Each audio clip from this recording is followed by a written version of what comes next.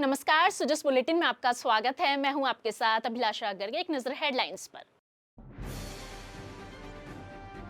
नवाचार के संग प्रदेश के युवा लिख रहे हैं विकसित राजस्थान का प्रसंग। डिजीफेस्ट से नवाचार और स्टार्टअप्स को मिल रही नई उड़ान। रोजगार और उद्यमिता के लिए खुल रहे हैं द्वार। डिजिटल राजस्थान की ओर प्रदेश सरकार का बड़ा कदम। Rajasthan digifest TiE global summit 2026 का किया जा रहा है आयोजन। रोजगार, निवेश और तकनीक को मिल रहा है एक मंच। Rajasthan digifest TiE global summit 2026 summit के पहले दिन हुआ start film festival of Rajasthan का शुभारंभ। एवीजीसी एक्सआर नीति को मिल रहा है रचनात्मक विस्तार और नई दिशा। नवाचार के संग प्रदेश के युवा लिख रहे हैं विकसित राजस्थान का प्रसंग। मुख्यमंत्री श्री भजनलाल शर्मा ने कहा कि डिजिटल तकनीक और नवाचार के माध्यम से हमारे युवा न केवल अपने भविष्य को संवार रहे हैं बल्कि आत्मनिर्भर और विकसित राजस्थान के निर्माण में भी महत्वपूर्ण भूमिका निभा रहे हैं।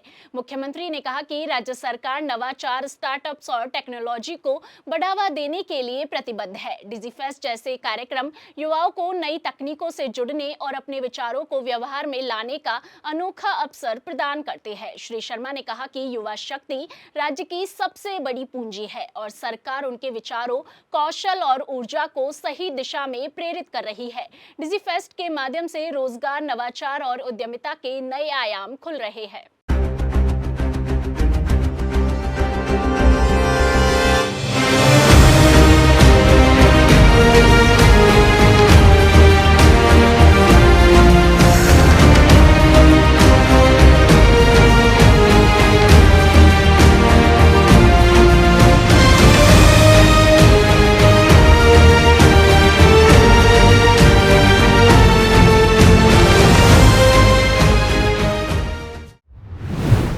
राजस्थान में नवाचार, निवेश और स्टार्टअप संस्कृति को नई उड़ान देने के उद्देश्य से जयपुर के जेईसीसी में 4 से 6 जनवरी तक 3 दिवसीय Rajasthan digifest TiE global summit का आयोजन किया जा रहा है। यह आयोजन डबल इंजन सरकार की उस प्रतिबद्धता का प्रतीक है जिसके माध्यम से राजस्थान को देश के अग्रणी स्टार्टअप हब के रूप में विकसित किया जा रहा है।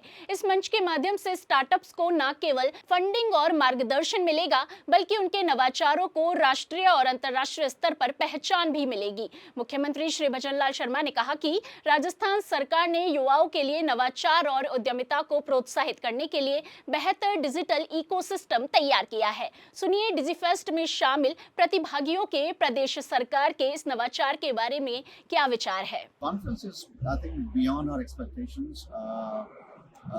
TIE Rajasthan, TIE Global have done a fabulous job in putting this together. And more importantly, what is important is the government's participation is very critical for events like this. And I was told that the government of Rajasthan have done a fabulous job, not only financially supporting, but infrastructurally supporting, and with all the resources at disposal. So it goes to show that governments need to be proactive to support entrepreneurship. Rajasthan digifest TiE global summit 2026 के पहले दिन I start film festival of Rajasthan का भव्य शुभारंभ हुआ।